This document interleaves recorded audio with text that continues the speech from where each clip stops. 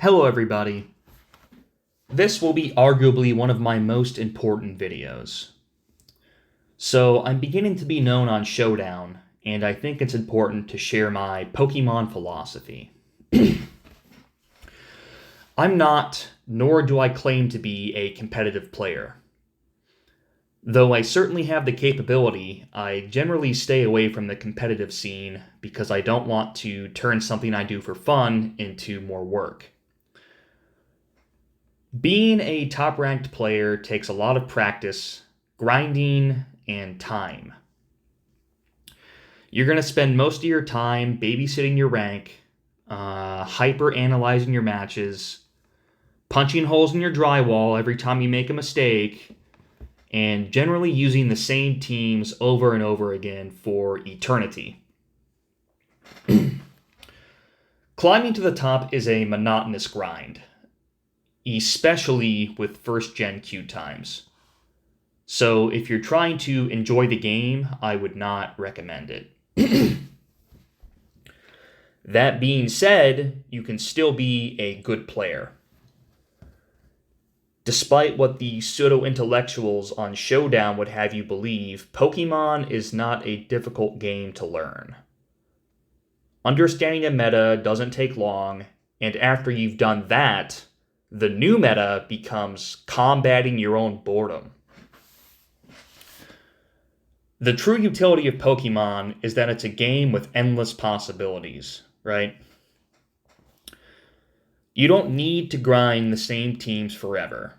You don't need to get to rank 1400 to find a challenge.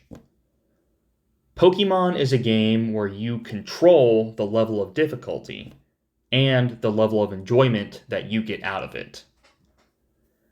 So if you're a good player running meta teams at lower ranks, you are choosing to play on easy mode, right? Nothing is stopping you from making an underdog team and then pitting it against meta teams. Nothing is stopping you from exploring all the crazy things that you can do in the game. The only real opposing force you're going to encounter on your quest for personal satisfaction is the bad attitudes of other players. Now, I've been on Showdown for a little while now, and I hate to admit that the player base can be quite juvenile and toxic. The game is shrouded in this stench of pseudo-intellectual egotism, in which every player thinks they're the next Einstein, right? Or they're the next Magnus Carlsen at the World Chess Championship, and that any loss is a question of their very existence, right? It's like all the post-elementary school gifted class burnouts simultaneously dropped out of high school and started playing competitive Pokemon. And then after that, they began gatekeeping information on an easy-to-learn game to feel secure in their intelligence. So,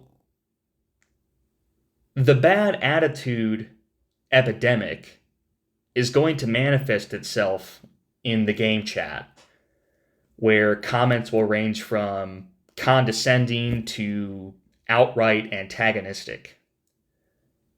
And your opponents are going to put their hubris on full display by forgetting that a game takes two players, and they will become true losers when nobody wants to play with them anymore.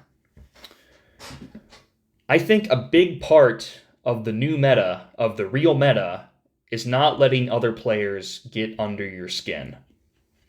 Because what is Pokemon at its essence, right? Ultimately, Pokemon is a game of concentration against yourself. You should never fault the other player for playing well. That is what's supposed to happen. The challenge in Pokemon is playing the best that you possibly can given the circumstances, right? You go into every match challenging yourself to make the least amount of mistakes. If the other player is harassing you, don't pay any mind to their bad behavior, right? You're not obligated to talk to them. Pretend they're a robot. Because the game is about you. It's not about them. Additionally, I would like to make it clear that I am not your wall trophy, nor do I want to be. Like, sure, I've been to 1500 multiple times. I've won a few room tournaments. Some people have even called me a good player. But I am not here to defend the title, right? I'm not an elitist. I'm quite content being a normal guy playing for fun. And I'm even more content helping new or casual players learn techniques that top players would want to hide from you. I think it's a real shame that such a fun, convenient game can be such a turnoff for new players, and I think it really gives the community a bad reputation. So in closing, I do plan on putting out some good meta-analysis videos moving forward, depending on what I have to do in my real life. But as always, thank you for watching.